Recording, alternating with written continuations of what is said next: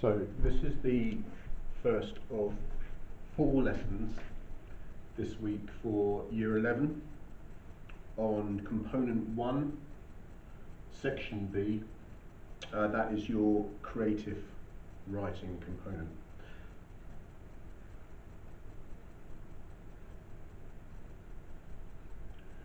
What are we going to be covering over the next 4 lessons? Well, it's going to have to be a case of putting a lot of ideas together. But in essence, we're going to look very, very briefly at the boring stuff, which is the basic requirements of an exam, as much as you'll need them. Exam specifications: what would you be assessed on? How are you going to be assessed, whether that's subjectively or objectively? Why do it is really, really important in the context of where you are. How you might approach your planning, that's what we're going to look at today. What to consider and include in your creative writing, so reference the senses, sensations, show, don't tell, various techniques you can be using and that type of thing. And I'll be doing various lessons on that later on this week. What else you can be doing to improve your creative writing, and what you can do to practice doing it, not just over the course of this fortnight, but beyond. So, when it comes to the exam specification, it's very, very simple. These are things that you're all very well versed at, but often you just need to remember and remind yourselves. This section of the exam is entitled Creative Prose Writing.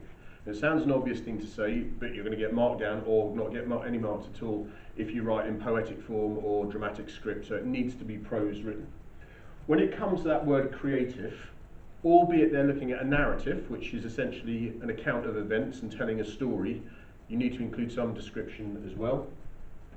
So it should be narrative, needs to tell a story, but should include description and descriptive technique. It's recommended that you spend 45 minutes on your creative writing. That is 10 minutes planning time, which I'm going to look at briefly in this session, and then 35 minutes actually writing it. It's out of 40 marks, 50% of the paper, so section A, as you know, your comprehension is worth 40 marks as well. That's 24 marks for communication and organisation, which I'll clarify, and 16 marks for your vocabulary, your spelling and your grammar. The piece should be between 450 and 600 words, which means actually for the whole of section A you've been working hard, working to actually some very specific and formulaic times, and the needs to be the same for section B. The most common thing is that students can do very well because they're well practiced at the content and how to approach section A, and when it comes to section B they sort of relax a little bit, thinking to themselves, well, I can just do this, and actually students doing very well, 75%, 30 out of 40 in section A, suddenly can fall down on section B, which negates all the good work that they've done. You'll need to write one piece from a choice of 4. Okay? Out of 40 marks, as I said, 24 marks for comms and organisation. This is what it means in terms of the specification. Communicate clearly, effectively and imaginatively. That word is absolutely key. You need to be using your imagination here. It's not just about the effectiveness and the efficiency of your writing, but it's about something which is imaginative, but also something which is poignant, something which is sensitive. You need to be thinking about the selection and how you're going to adapt your tone, which I'll come on to in tomorrow's lesson on voice. Your style and your register for different forms. Very, very common pitfall that students make is when they actually start thinking, I'm simply going to write as I speak. Okay, and that's not crafting your language. You need to be thinking about the purpose, what you're actually going to get to at the end of your piece of writing, which I'll go on to the planning now, and who your audience might be. An appropriate audience isn't necessarily going to be the person marking it, an examiner. It might be a different genre that you're thinking about completely. You need to organise your information and ideas. It can't just be a haphazard and random collection of ideas, fragmented. You need to use structural and grammatical features well to support your ideas and make it coherent and cohesive. Very often when we're reading a piece of imaginative or creative writing, it simply comes across as something which actually is a vague collection of ideas. We're not really clear and taken through it. So you need to be thinking about your coherence and cohesion too.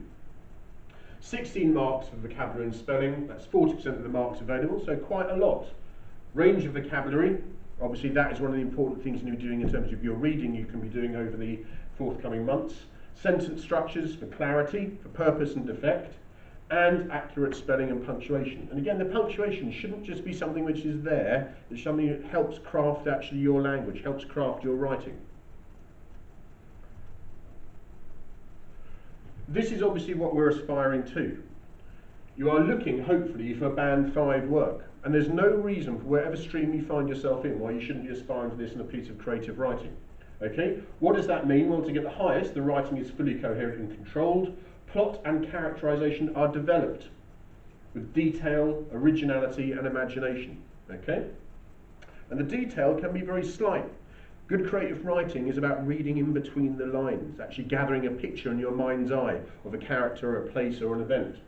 The writing is clearly and imaginatively organised. Narrative is sophisticated and fully engages the reader's interest. There should be no point in it which you stop believing. Okay? Structure and grammatical features are used ambitiously to give writing cohesion and coherence, and communication is ambitious and consistently conveys precise meaning.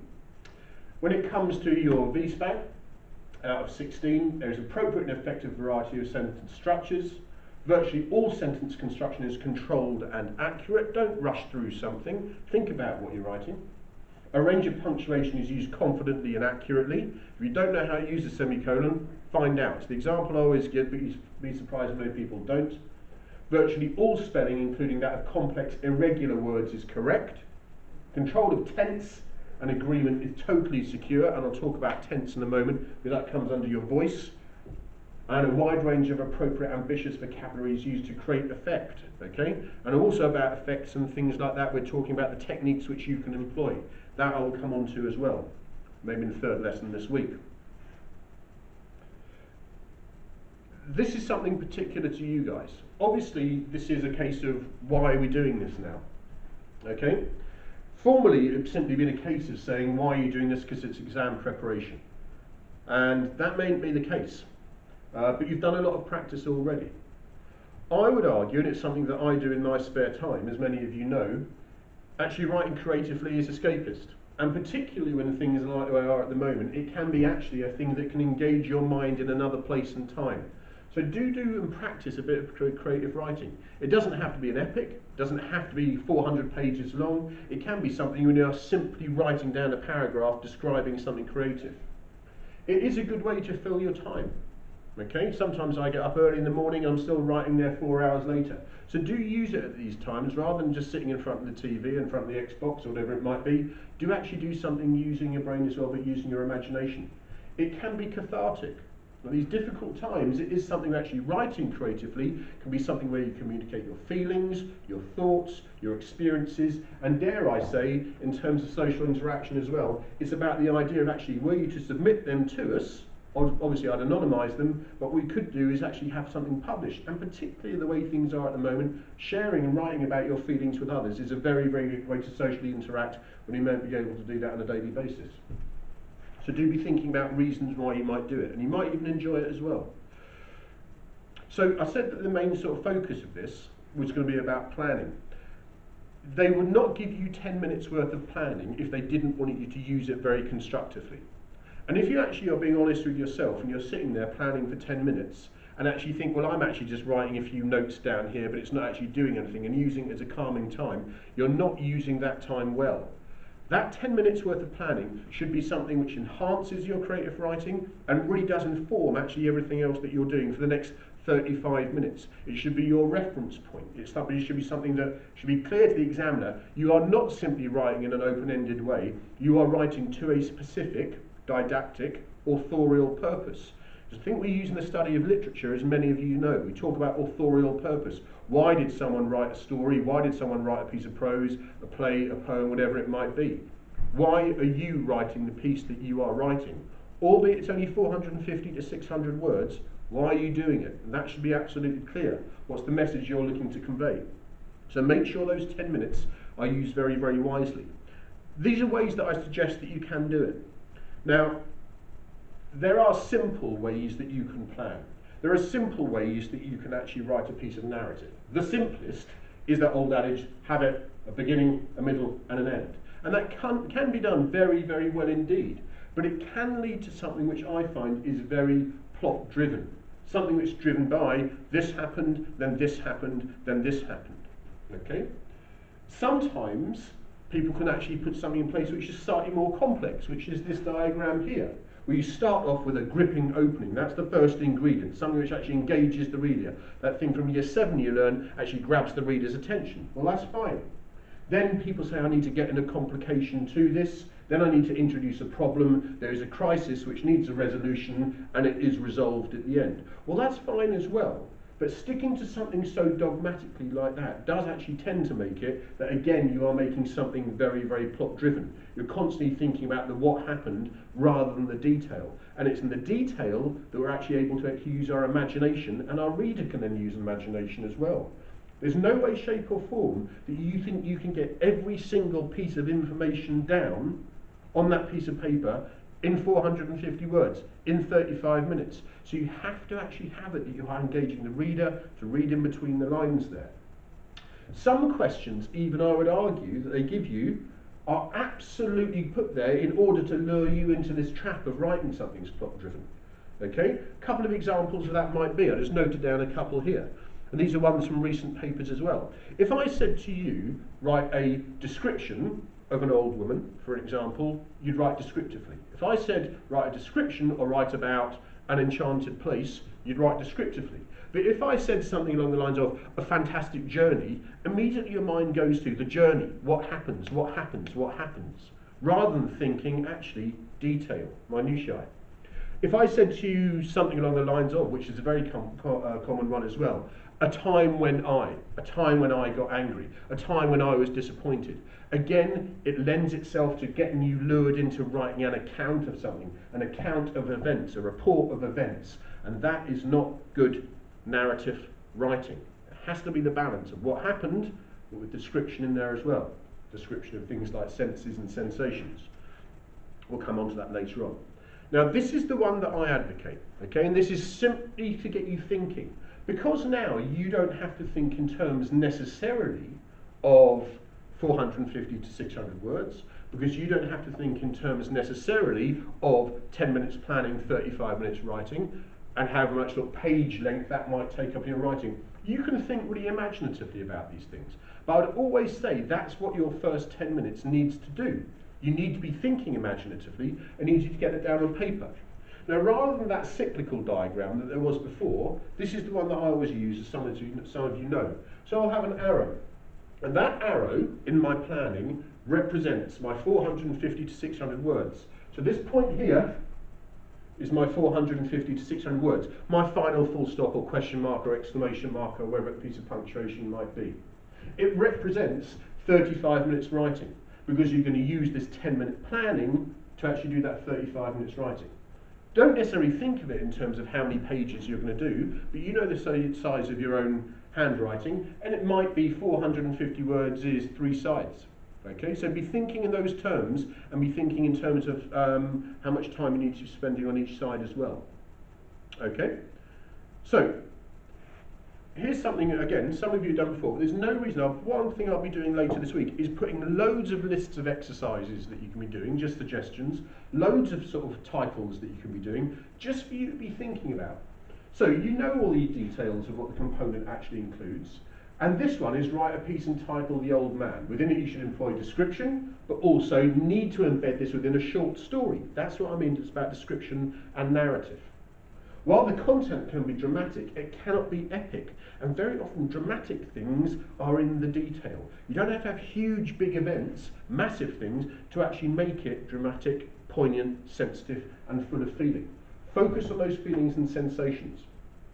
This is what you always need to be thinking about. Whenever you do a piece of creative writing, always know where you're going to end. Don't simply start writing and think to yourself, well, when the invigilator, whoever it might be, telling you to stop writing, says you've got 5 minutes, you've got to think to yourself, right, I need to rush it through. What's going to happen? You almost need to know exactly what your final words and final line is going to be before you put pen to paper at the beginning. Okay? It needs to have that level of structure. So how are you going to link the beginning to the end of your piece? You'll need to know how you're going to finish it before you start. How are you going to divide up your piece, and how many words are you going to allocate to each section or paragraph? And that sounds quite formulaic, but that's what you need to be doing. How and when are you going to integrate particular techniques? So all those techniques that you've been learning throughout Key Stage 3 in Year 10, all your similes and metaphors and personifications and onomatopoeias and assonances and sibilants and all of that type of stuff, it might be that you say, yeah, I'm going to include that at this particular point because I think it'd be appropriate to the tone of my story.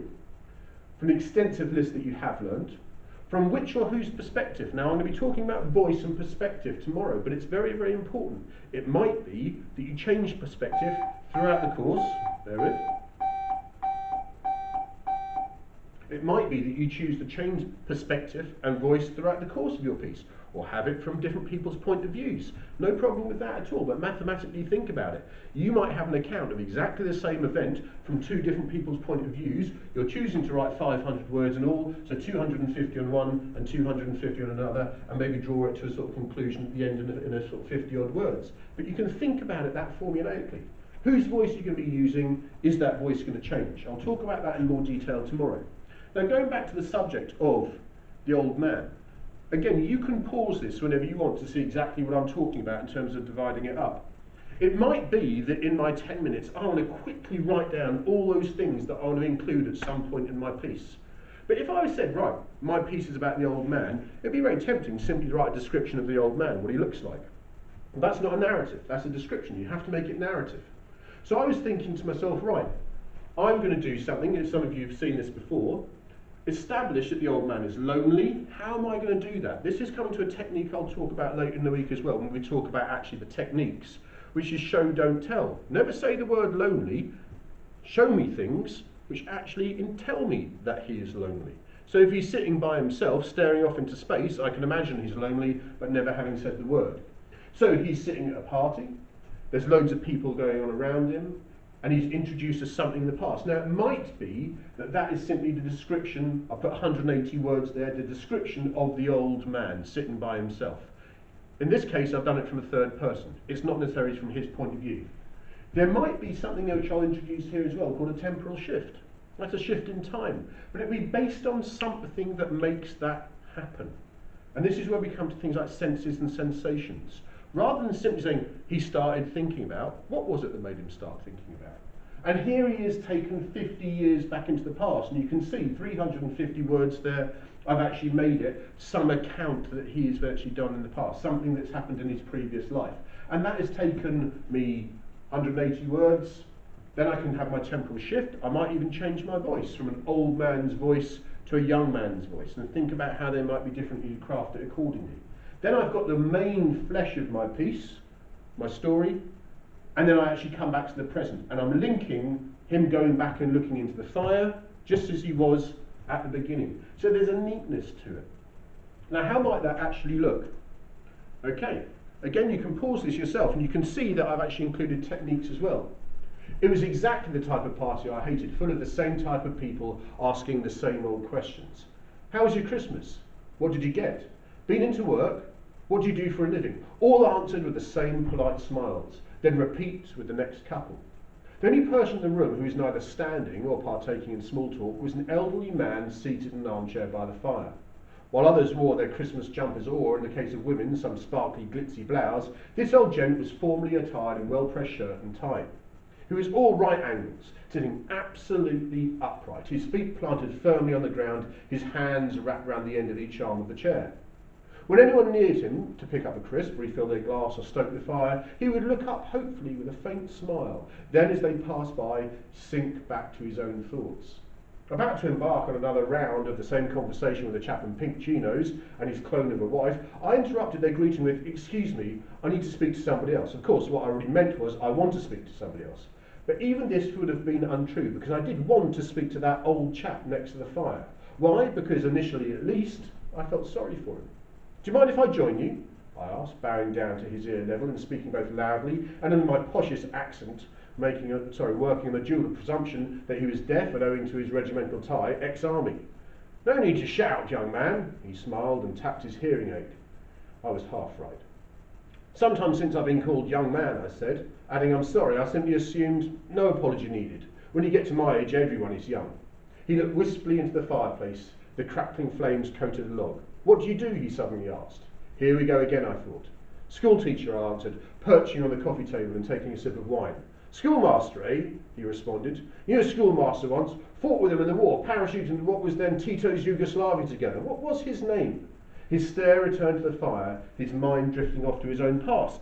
And so I've done my 180-word account, and I've got my temporal shift, and we're about to drift off to a different voice. We were drifting in absolute darkness. It was the strangest sensation to leap from the deafening noise of the plane's engine to the near silence of the night sky. Silence save the rush of air around my ears, the billowing of the parachute in the wind, and the thump of my heart, a thump so strong I felt it in my throat. I scanned around me. Above me stars peppered the black. Below me I could make out lights cast from a building, and nearby an orange glow cast by an open fire. Floating alongside me was my colleague and friend nicknamed Badger, silhouetted against the dark blue. These might be my last moments of peace, last moments of solitude, last moments of life. As the ground neared, two worrying things happened, one expected, one not. First, my descent seemed to speed up. The closer solid earth got, the more quickly I seemed to fall. The second, more shocking event was that as I fell, another noise sounded, that of voices, German voices. I peered down. A group of men were congregated around an open fire, no doubt soaking up its warmth. Only 100 feet above them, I could make out their laughter, their stamping of feet in the cold, even the inhalation of cigarettes. I needed to take evasive action and tugged hard on my guidance cords, steering me off drastically to the right. I swung around towards a copse of trees. I couldn't afford to get hung up in them. My heavy-booted feet dragged in their foliage, sending me spinning like a ballerina, then thudding to the ground. I was dragged along by my parachute for a moment before coming to a halt, lying on my back. I stared at the stars above me for a moment, but couldn't afford to do so for more than a second. I unclasped the parachute, hauled myself to my feet, and stumbled off to the cover of some nearby bushes. I crouched down and listened in the darkness. Someone was approaching. As if waking up calmly, the old man looked up at me and smiled, drawn from his trip down memory lane. And what happened next? I asked eagerly. Who was it approaching? German patrol, he answered. And did they catch you? He nodded softly, but only after I managed to get rid of my papers and map. He smiled again and mimicked screwing up bits of paper, popping them into his mouth and chewing. You ate them? Of course, couldn't let them get their hands on them. He emphasised them and contorted his face as if the word itself left a foul taste in his mouth. And then, caught, interrogated, imprisoned. He shrugged with an air of resignation. And Badger? The old man shook his head and looked back at the slowly burning fire, the orange flames of which reflected in his glazed-over eyes. And you can see there exactly what I've done. One slide, the first 180 words, is very much the beginning. Then I have my shift. Second slide is telling a different account in a slightly different voice. And the third slide is returning to the present. And even at the end, I'm returning to something I had at the beginning. So it is very, very structured. Now you can try this exactly yourself. I've nattered on quite a bit. You can try it absolutely yourself. Try something, if I go back a couple of slides, that when you actually do your planning, those 10 minutes planning, you absolutely saturate it with loads of things that you can then use. Saturate it not just with your overall structure, think about the beginning, think about the end, think about a shift in time, changing voices, coming back to the present. Think about all the things that I've actually tried to use in there as well. And you can even go through my piece of writing and you can actually see the techniques I've used, identify them. Again, it's about the detail. It's a big dramatic event, but the thing that I was left with, a true story I hasten to add, the thing that I was left with was actually the poignancy at the end of his lost comrade, but actually his eyes glazing over and looking back into the fire that he was looking at in the beginning. Okay? Now you can give it a go yourself. Like I said, you could do one similarly, an old man, old woman, whatever it might be, or a particular place. But do be thinking about, you could put in a temporal shift, but simply working on your planning and your structure. In those ways, you can time yourself 10 minutes. Put it on your watch, put it on your phone, give yourself an alarm when it's done, and see how much you can actually cram in, making those 10 minutes really, really count. Tomorrow, we will be doing a lesson on voice. Thank you.